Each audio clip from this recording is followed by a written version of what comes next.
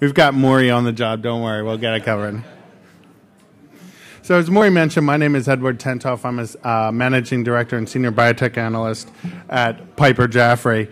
And it's a great pleasure for Piper Jaffray to be able to co-host this inaugural Regen Investor Day. And it's a really fantastic turnout. So thank you all for joining us. We've been talking about today the need for increased investor attention. I think we're really showing that we're getting that.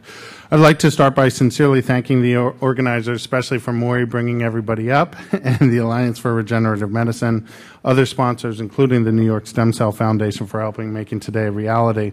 And before I begin, I am required to show my disclosures and remind you that investing in biotechnology and regenerative medicine is risky. So I'm joined today by a distinguished panel of both physicians and industry representatives, and over the next hour, we really hope to discuss some of the key issues that are facing the field of regenerative medicine and wound healing and tissue engineering. Firstly, it's my pleasure to introduce Milka Bedikian, who's the Vice President of Global Marketing, Bioactive Wound Healing at Organogenesis. Prior, Ms. Bedikian served for more than 17 years in various international roles with Novartis, including Global Brand Director and Global Brand Manager for a variety of products. Milka has also led public and private partnerships, including working closely with the United Nations World Health Organization. Next to her is Pierre Gosselin, who's the Senior Director of Business Development at Shire Regenerative Medicine. Dr. Gosselin has served in various roles at Shire, including Manager of Early Stage Products, Associate Director and Director of Business Development. Dr. Gosselin joined Shire from Biochem Pharma, which was acquired back in 2001, where he was a scientific analyst in the R&D and business development groups. Before joining industry, Dr. Gosselin spent 4 years as a visiting fellow at the National Cancer Institute. He received his bachelor's and master's degrees in microbiology from Lavelle University and his Ph.D. in experimental medicine from McGill. Also joining us today is Dr. William Lee, who is the President and Medical Director of the Angiogenesis Foundation. Dr. Lee trained in the lab of Judah Folkin, renowned pioneer in the angiogenesis field, and is now actively engaged in angiogenesis research and clinical development for over 22 years. Under Dr. Lee's leadership, the Angiogenesis Foundation has developed a unique social enterprise model based on international collaborations with leading academic medical centers, biopharmaceutical companies, and government agencies, including the NIH, NCI, and FDA. As president of the foundation, Dr. Lee has testified and presented before Congress and other governmental agencies on the impact of angiogenesis on healthcare, and he's been widely published. Will received his AB with honors from Harvard College and his MD from the University of Pittsburgh School of Medicine. Next to Dr. Lee, Martin Rosendale is the CEO of Cytomedix. Marty joined the company in March 2008 as COO and was appointed Chief Executive in July of that year. Prior, he was CEO of Core Dynamics, where he managed Israeli-based R&D and initiated U.S. commercial operations for cryobiology and cell lyophilization technologies. Marty has more than 24 years of specialty medical experience and has held leadership roles at the American Red Cross, SANGSAT, North American Vaccine, and ZLB Biopharma. Marty earned his BS in microbiology from Cal State University. And last but certainly not least, we're joined by Dr. Thomas Serena, CEO and Medical Director of the SerenaGroup. Dr. Serena opened and operates 21 wound care centers across the U.S. and around the globe. He's been the lead or principal investigator in over 70 clinical trials, and in 2001 he developed the Serena diagnostic technique. He's founded the nation's first wound healing cooperative group called STRONG. In 2009, he was elected Vice President of the American College of Hyperbaric Medicine and currently serves on the board for the Association of the Advancement of Wound Care and the American Professional Wound Care Association.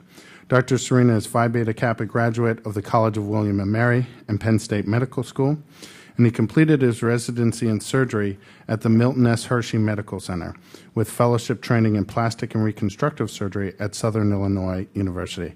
I want to sincerely thank all of you for joining us today. Now, I know that was very long, and it's already taken part of our thing, but I really wanted to run through that to give you just a sense of who these people are who we're going to be speaking with. So I just came back from the International Adult Stem Cell Conference at the Vatican last week, and I walked away convinced that there's a revolution quietly taking place in stem cell medicine and regenerative medicine. I say quietly because the majority of the public, and even I think the majority of investors, really do not recognize just how much progress is taking place. And I think that's exactly why we're here today. It's funny, last week I had the honor of meeting Professor Sir John Gruden, and on returning, I asked investors how many knew that the 2012 Nobel Prize was actually awarded for stem cell research, and 0 out of 10 got it right. So I think that's really a testament, not about how little investors know about stem cells, but about the opportunity of educating not only investors, but also the public about really what's taking place and really the hard work that's happening here. Wound healing is probably the area that has experienced the most progress in the field of regenerative medicine, with several products that are already approved and on the market. In fact, we see dramatically growing need for active wound healing products. It's estimated that chronic wounds affect some 6.5 million Americans every year, and this number is expected to increase, in part due to the aging of the population, but also as a result of the diabetes and obesity epidemic. These wounds cost the U.S. healthcare system over $25 billion annually, and that amount will only grow and cause increased burden on the national healthcare. So I wanted to kick off this panel and ask Dr. Serena to start out by telling us a little bit about his wound care centers and really how these demographic shifts are impacting growth in his business. Thank you, Ed. So I'm going to stand up because I can't talk sitting down. Two things I can't do. I can't talk sitting down, and it's really hard for me to give a wound care lecture without showing disgusting pictures. In fact, this is the only one that there's not pus or something dripping off the slide.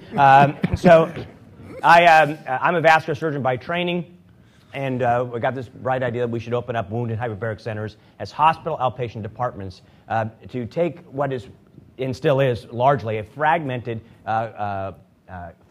care for patients with chronic wounds. In a minute, Ed's going to show us a slide when we go over briefly the sort of 4 common food groups of wounds. But when we started these centers, the care, you might see your family doctor who might put a gel or something on it, and then you might see someone, you might see a specialist who doesn't really understand wound care. And the idea was to put all this together in a multidisciplinary center that would focus on the patients with chronic wounds. And as Ed mentioned, it is really a major healthcare problem. It has 6.5 million is a tremendous underestimate. CMS says that 3% of the population over the age of 65 has a wound. And that is an enormous number. It just shadows cancer and other diseases. It's a real problem, and these patients have a lot of difficulties. They're very painful. They suffer from social isolation because they smell. Come to my wound care center someday, but make sure you bring your Vicks to put under your nose. So there is a lot of problems, and so we developed this system in order to have multidisciplinary care, and at the same time, Will and I have worked together for years and years. We wanted to try to follow more of an oncology model where we had groups of centers working together to study these products so that we could actually develop more evidence. One thing we don't have a lot of yet in the wound care space is evidence, but it's growing rapidly. Yep. Thanks, Ed. Absolutely, and as you said, we're sparing you the gory pictures today, but Dr. Serena, perhaps for those of us in the audience who are maybe a little bit less familiar with the types of wounds that you're talking about, walk us through what some of the main causes are and complications are for each of these characterizations of chronic wounds. All right. So you have 4 basic types of wounds. Well, I'm going to start with the second one first, venous ulcers. Venous ulcers are the most common ulcer that you see in the wound care center. They usually occur on the side of the legs. 400 million patients worldwide suffer from venous leg disease. And in the U.S., this would be the most common reason that a patient would come to the wound clinic. And they take 16 plus weeks to heal. They're very painful, and they don't smell good. Arterial ulcers are generally due to poor perfusion of the lower extremities, and we all know gangrene, but one of the first signs of a poor arterial disease is you have an open wound. Usually these ulcers occur on the distal part, or the end of the feet, or on the toes, and they can be very difficult to treat. We can even do vascular procedures, endovascular procedures, but sometimes those wounds don't heal, and we need to develop therapies to get them to close, because if you can close an arterial ulcer, you can keep that patient's leg attached to them, and if you can keep their leg on, they'll survive. If once you cut, for example, a diabetic's leg off, their 5-year survival is 25%. Diabetics after amputations die. So our goal has to be to keep their legs attached. Pressure ulcers, we know that there's a lot of regulatory attention. These occur over bony prominences, and they're frequent in our intensive care units and our nursing homes where patients will be lying in one position and they'll develop a breakdown.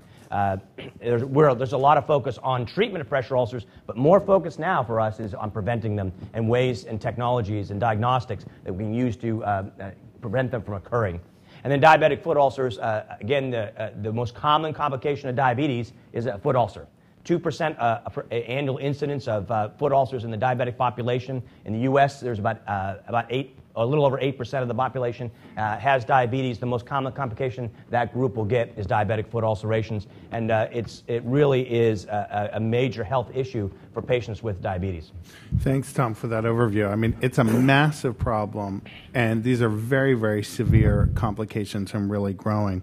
I want to bring Dr. Lee into the discussion because during our introductory call, he did a great job explaining to me really the history of this wound healing space. And I've tried to kind of replicate this in this slide here.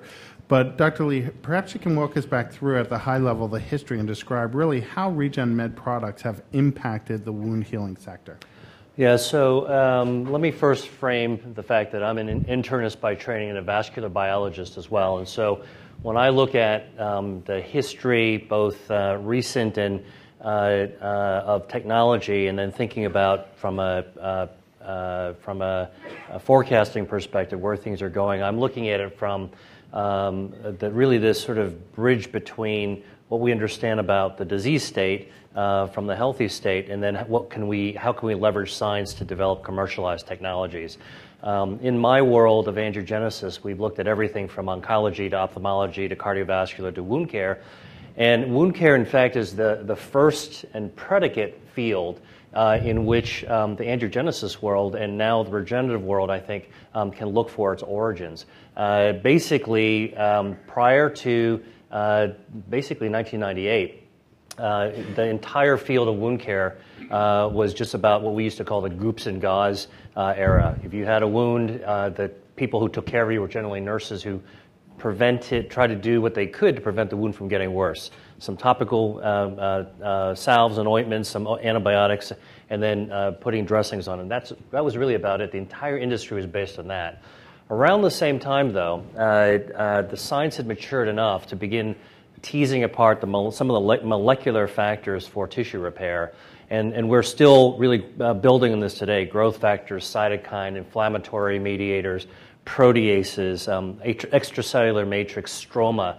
Those types of sort of previously academic components started to really attract industrial developers. And Chiron was one of the companies that first started to take a look at recombinant protein engineering, and they ultimately developed recombinant PDGF or Regenerative. Advanced Tissue Sciences was working on the tissue engineer constructs, and then ultimately what emerged was the Apligraph, Dermagraph, Regenerative in sort of the late 90s up to about 2000 time. Those were transformational inflection points for the wound field. That's where we went from passive, let's prevent the wound from getting worse, to suddenly be able to do something at the tissue host level to biologically speed things forward. All those products were ahead of their time. The market uptake, almost everyone fell short of what was projected given the market size, and part of it has to do with this sort of paradigm shift. If you take a look at goops and gauze to suddenly biologics and very complex cellular therapies, in fact, if you take a look at the biologics, the cell therapies that these three products represent, they really are the harbingers for everything to follow, I think, into the past decade from 2000 to 2013. We've had a lot of wound clinics mushroom, a lot of products being used, a lot of reimbursement being made, everything from HBO to negative pressure therapy. This is a billion-dollar industry. It's been proven.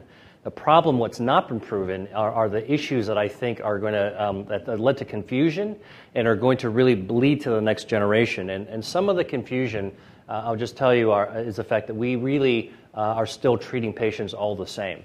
It seemed very neat to be able to package venous, arterial, diabetic, and pressure. But in fact, the same patient can have all four, and it's 4 different diseases. Imagine if you had breast, colon, pancreas, and brain cancer all at the same time. We wouldn't be able to solve it with a single bullet solution. And so this has really led to this, and plus the fragmentation differences in training has led now to the creation of cooperative groups. I'm actually on the founding board of the new American College of Wound Healing and Tissue Repair to create this into a specialty. FDA is now beginning to take a look at how do we, re-segment the outcomes that we're looking for wound care beyond complete healing. Medicare is now involved with CMS is discussing what are appropriate endpoints. And then in terms of next generation products, I think although we've been talking a lot about cell therapy as a theme, I want to also remind you that cells don't function in isolation. Even groups of cells, cocktails, they function with stroma, growth factors, cytokines, small molecules. And some of the just 3 things that I think are really important to leave you with that are going to be challenges ahead. Number 1 is that we don't have predictive markers of who's going to respond to these therapies, even after more than a decade of having advanced therapies. So until we have those biomarkers and predictive markers, I've worked with Genentech and all these companies with antibodies. We don't have those in oncology either, or ophthalmology. The second issue really has to do with some unusual biological properties. Unlike drugs, more in regenerative medicine isn't always, sometimes it is, but isn't always more. So sometimes we have these U-shaped curve where the highest dose isn't the best dose. Sometimes it's the middle dose. And we've seen this as a theme.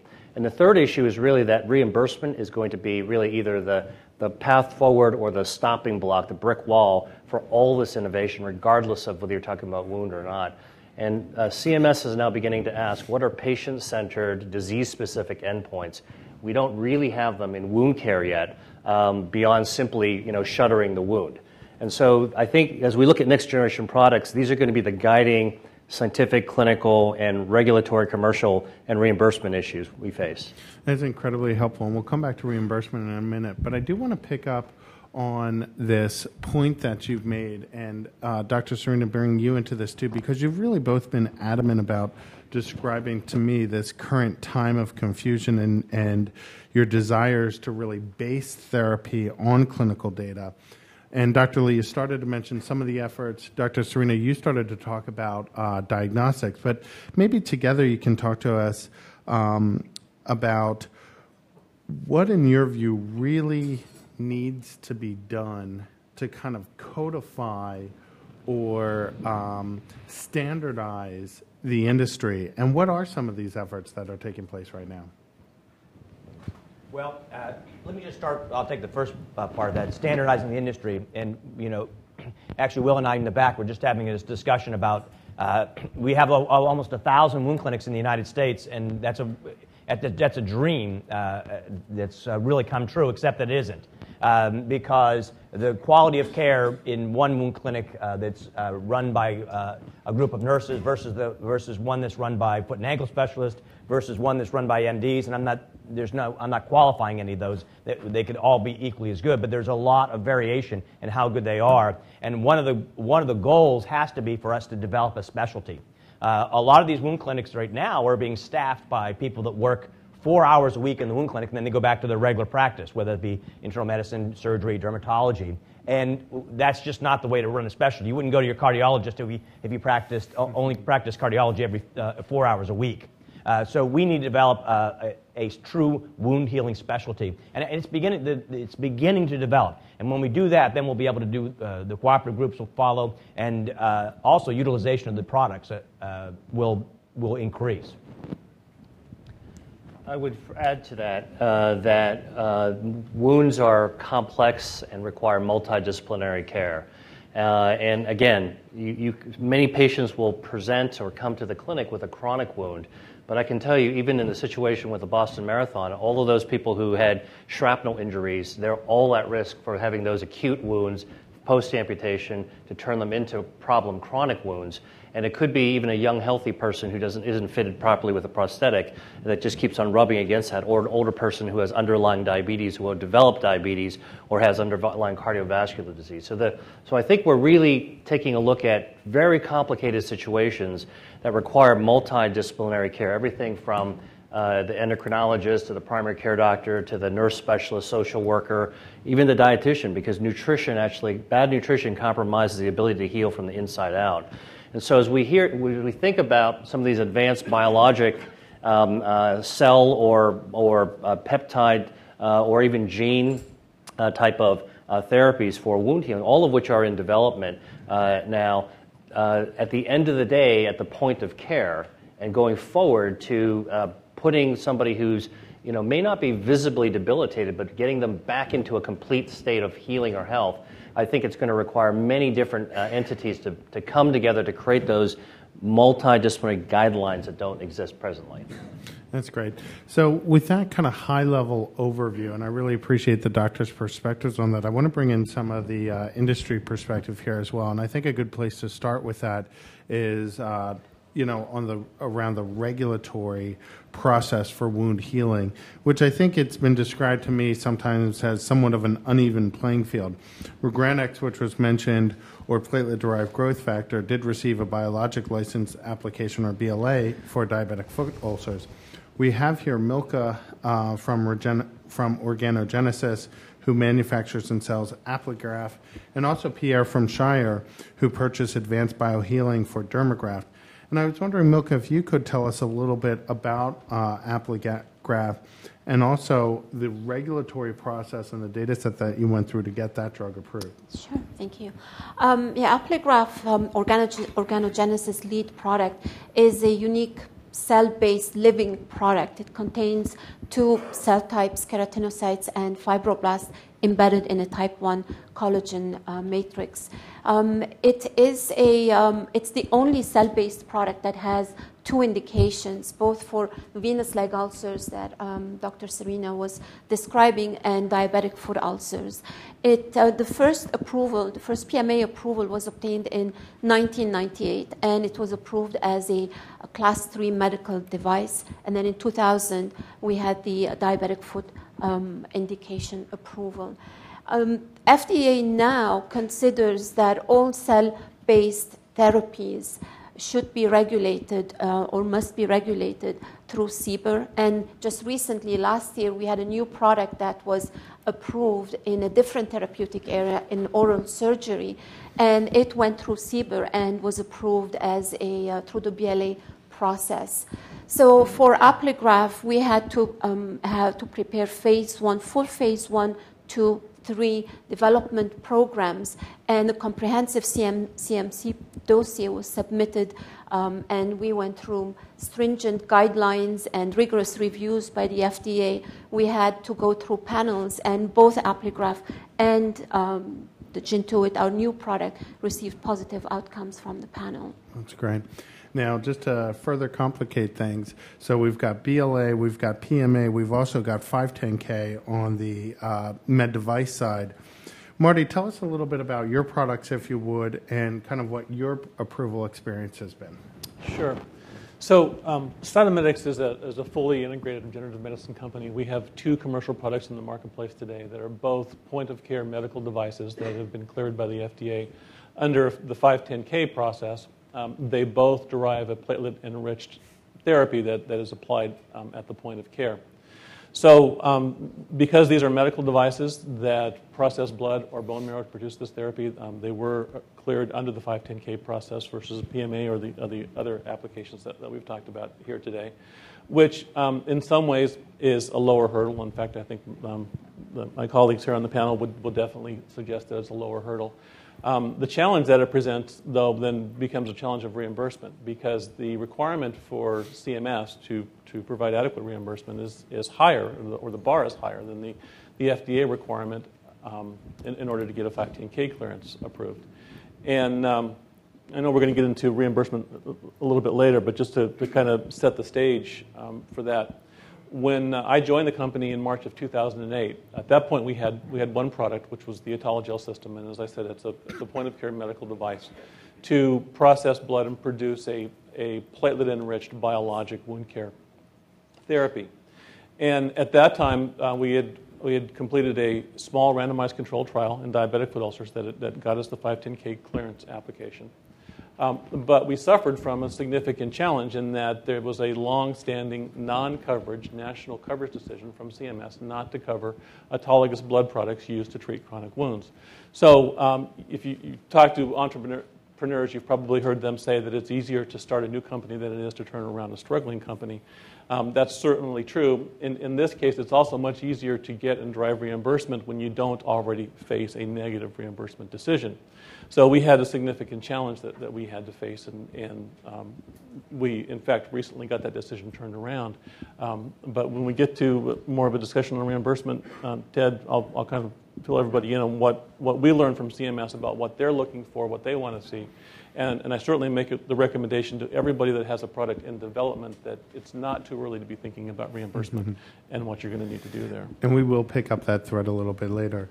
As Jason mentioned this morning in his opening remarks, there's also this regulatory loophole, and I use that term very, very loosely, but that many in the audience may or may not really understand.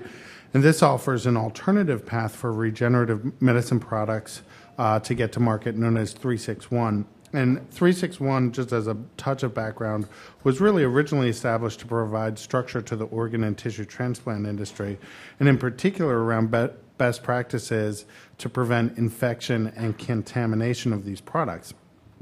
In order to meet this self-designated criteria, products have to meet 4 characterizations, including minimal manipulation and also homologous use.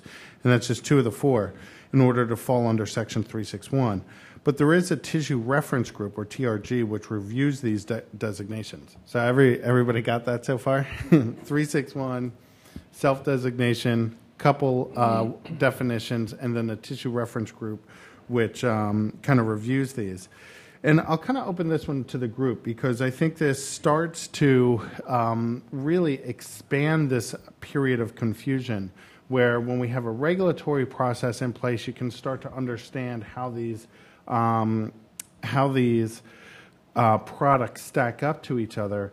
But now that we have these other methods, there may not be as rigorous clinical data out there. So really to the group, you know, what is your view on this 361? How do you think this impacts this time of confusion? What do you think needs to be done, and or what are you doing to try to understand how to use these products? And I really open this to the entire panel. Dr. Lee, you're shaking your head. Do you want to go first?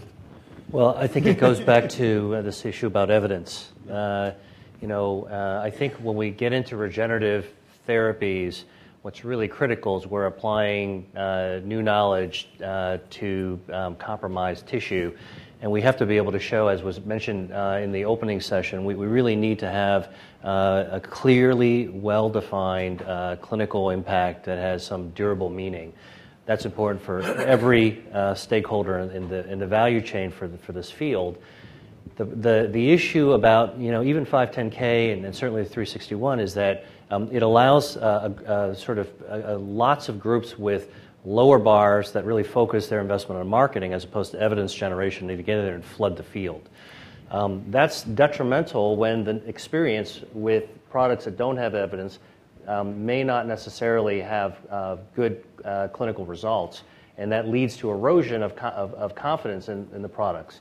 Now, what's happened is I think a few standout companies, and some of the folks who are here in the room, have really taken the challenge to invest in good, scientifically designed RCT type of studies to be able to go exceed what was required of them to be able to generate and publish some of that evidence. So I would say that regardless of the loopholes or the guidance that's around, we all benefit from a higher level of evidence.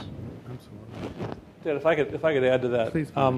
I think just to reinforce what Will is saying, the evidence is critical and the quality of the data that's collected is critical. Having spent a lot of time with CMS recently, I can tell you that there's a perception, particularly in wound care, that the clinical evidence that's available today in this space is a cesspool. And part of that is driven we talk about the 361 waiver, if you will.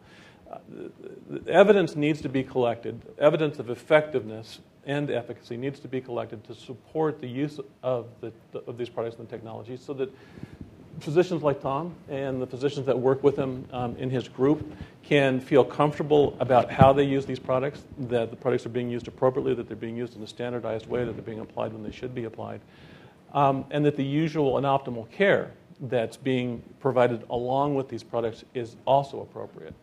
And that's something that I can tell you that the payers are interested in as well, because there are a lot of products in this space that physicians can use. And if you go around to these different wound care clinics, you'll see many different algorithms for treating these wounds. But having that evidence to support those decisions is critical in the clinical setting. Yeah, please, Pierre. I'd just add that it's for everything, not just in wound treatment or any diseases. Clinical data are key, and you have to have clear clinical data, efficacy, controlled to move forward. You could have the best basic science, it could look fantastic, but if you don't have evidence in the clinic that it does something to the patient, and it will extend life or prevent amputation in this case, the product is not going to pick up, and reimbursement will be an issue, and it's not a business. Well, let's pick up with that issue of reimbursement, which Marty brought up earlier as well. And while the regulatory process may be flexible, payers certainly are not, especially for something as expensive as some of these new bioactive wound healing products. So, Marty, we kind of left you earlier with starting us off, but maybe you can tell us a little bit more about what that experience was like and really what that reimbursement now brings to the discussion with doctors and really the entire process there. Certainly. Well, first of all, reimbursement and Medicare reimbursement in the wound care space is critical. Without it, it's really a non-starter. Over 60% of these patients are Medicare beneficiaries, and as Tom pointed out, many elderly people suffer from these types of chronic wounds. So reimbursement is absolutely critical in this space. I can tell you the things that are of interest today at CMS. Now, we spent a lot of time at CMS to get this non-coverage, national coverage decision reversed. It was officially reversed in August of last year, but we started that process when I joined the company in 2008. We met with CMS to learn what it was going to take. We began a registry. We now have data on over 500 wounds in that registry.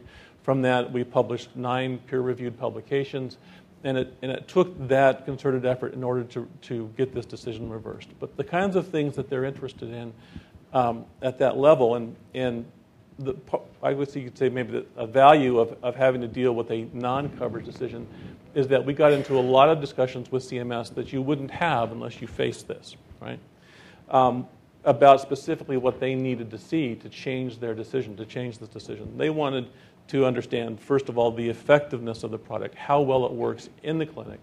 How can we, as the manufacturer and promoter of the technology, prevent overuse and abuse of the product, because that would result in increased costs?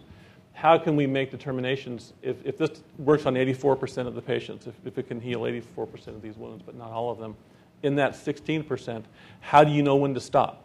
How do you know when to stop spending the money on these advanced technologies, and how do you determine that?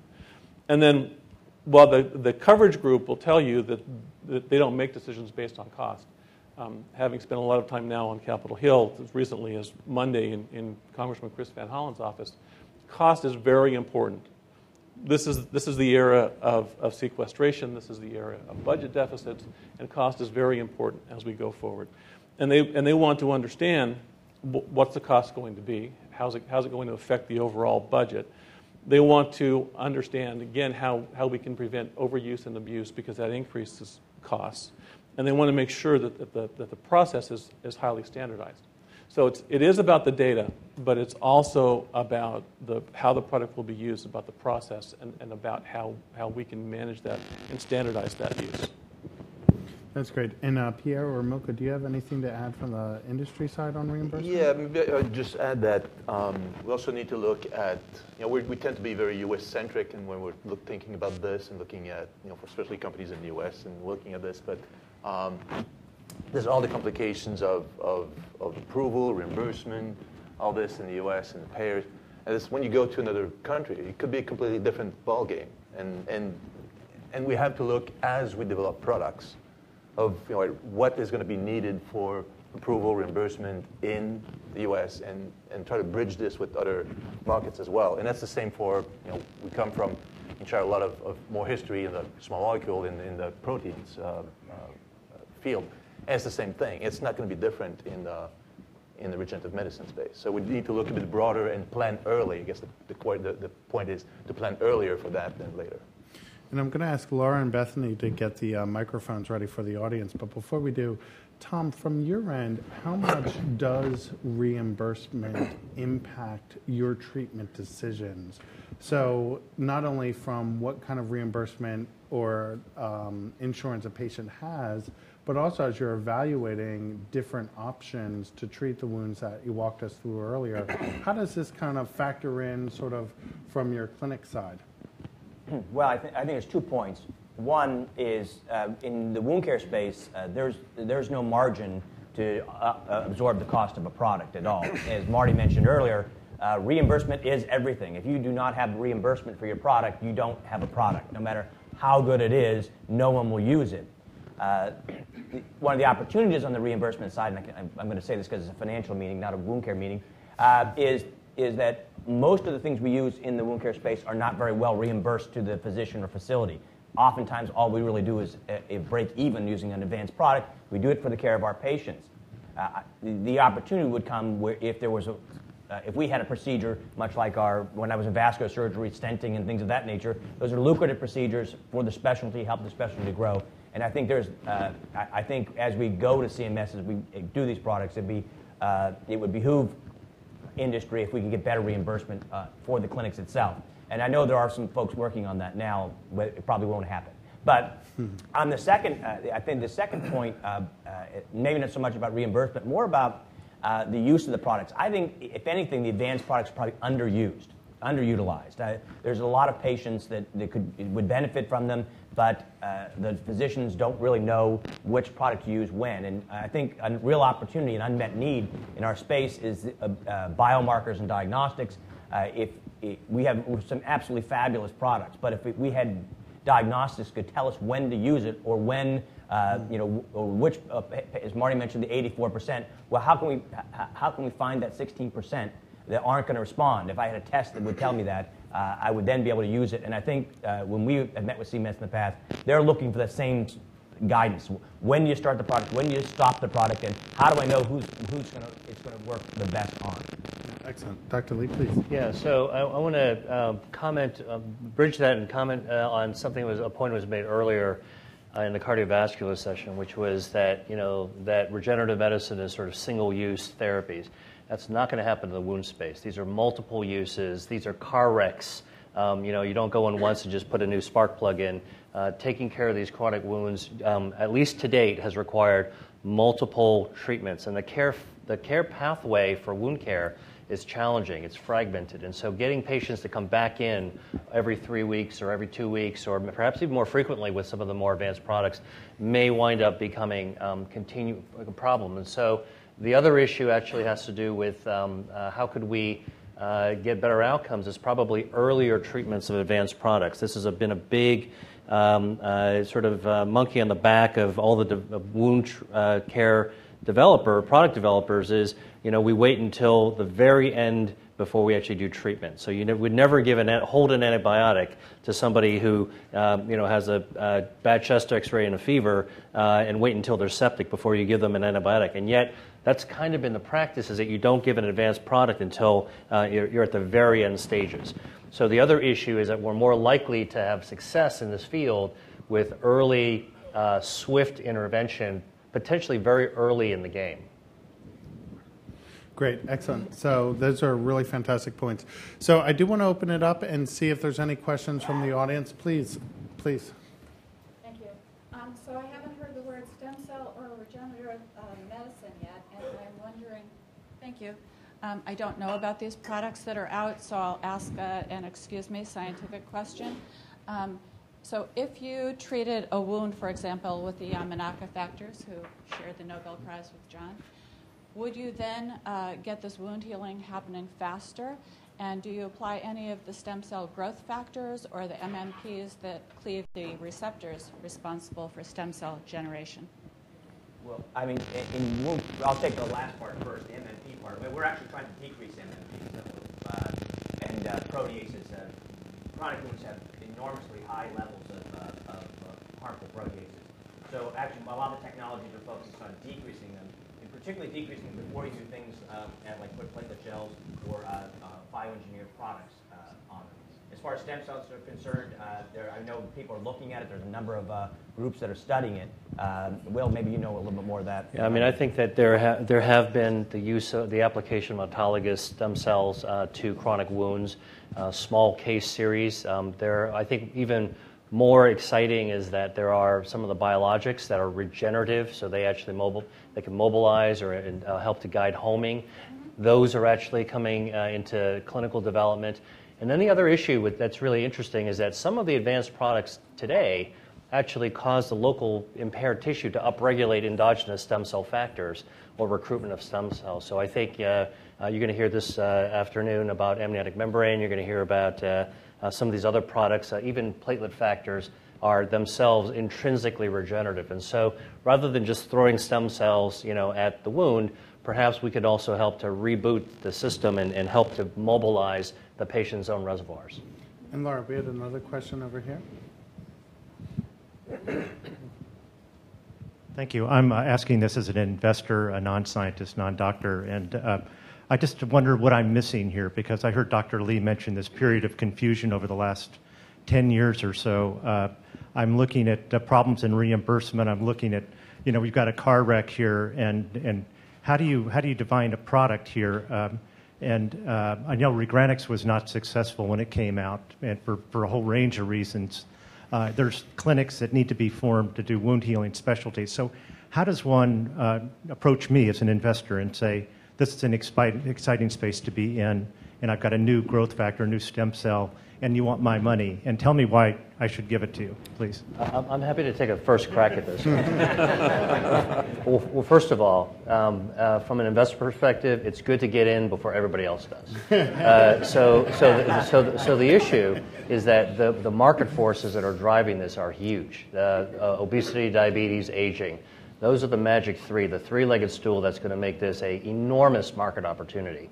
And the fact that there's predicates that are out there. If you take a look at in the chronic wound care space, take a look at KCI as an example, as a benchmark, or the deals made with Shire, or some of the other deals that have been made. So there's a financial benchmark to this.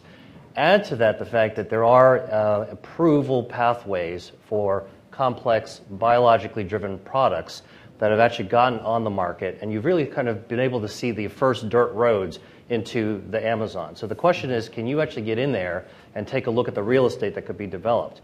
Well, that's what the science is doing, and that's what many of the folks in this room that have been talking about cardiovascular and CNS, when I look at this from my perspective, many of those same platforms could easily be transferred into the wound space in the appropriate business model with the appropriate commercial development setting. And so I think what a little bit of what you're hearing about is that this is still an untamed world, but there's a lot of opportunity there. And part of what you as an investor need to be able to do is to pick through a lot of the chaos and noise. So look for the signal to the noise ratio to figure out how to get in the right way. Any other thoughts? Yep, please, Pierre. I would just quickly, I agree. I think it's there's a lot of promises, there's a lot of potential, there's a lot of need. It's a high unmet need, so these things are key. But there's a lot of uncertainties as well. In any investment, that would be the case. If you're looking for low risk, low reward, then that's not it. But there's a risk, but there's a potentially high reward. But the key is potential still. But any investment would be that. But there's clearly a very high unmet need. There's a lot of companies, a lot of people working in this field, and there's a real emergence of new technologies and new approaches, whether it's stem cells or allogenic cells or whatever type of cells or small molecules that will stimulate regeneration. There's a lot happening. The question is for you to figure out which one you go. And there's one, if you'll pass the microphone right next to there's, oh, there it is, yep. My question has to do with the magnitude of effectiveness. You know, you see a lot of materials that are different configurations, you know, gels, scaffolds, and they all seem kind of incremental benefits over one to the other. What kind of effectiveness would you need to have a real breakthrough technology that would really take the field forward? Well, you know, that's a great question, and I'd like to say I could give you an exact answer. I think Will mentioned earlier that these patients are train wrecks. We call them train wrecks, and I don't think one particular product is going to solve all the problems. It's a very heterogeneous group, and there's a lot, and the biochemistry of these wounds are very, very different. I think that what really the answer to your question is endpoints. Right now, we're stuck with an endpoint that is complete closure. So to give you an oncology reference, it would be if you went to all oncology drug manufacturers and said, the only endpoint we're going to let you use is complete cure of the cancer. How many drugs would we have in that space? Not very many. Well, unfortunately, that's the wound care space. The FDA's come and said, you have to completely heal the wound. And what's really going to happen in the future is to get this breakthrough effectiveness is going to be finding ways to combine these products. Use diagnostics to tell you when to use them, combine them just like our oncology colleagues do, and then that will be the next breakthrough in effectiveness, putting them all together and using them in multimodality therapy. I'll also take a crack at your question, which is, you know, if you want to think of it very simply, right now, today, most of the wound treatments have been outside in, so something we put on top of the wound and hopefully try to alter things and protect it to make it heal up. There's another feature that could be very breakthrough, which is from the inside out. So could we someday develop a small molecule biologic or some type of systemic therapy that could be used either alone or in conjunction with a topical or surface application that could heal from the inside up to the surface? And so, you know, potentially it's that convergence that is, you know, still needs to be developed. But when we think about what we're understanding about the impairment, I think that we also have an opportunity to do systemic therapies. Fantastic. So with that, I'm sorry we're out of time, but I'd like to end by thanking our distinguished panelists for sharing their experience and perspective on regenerative medicine and wound healing and tissue engineering field. I hope that you all found this panel to be worthwhile, and I will now turn the microphone over to my friend Ren Benjamin, who will moderate our next panel, which is entitled Therapeutics for a Broad Range of CNS Diseases. Thank you very much.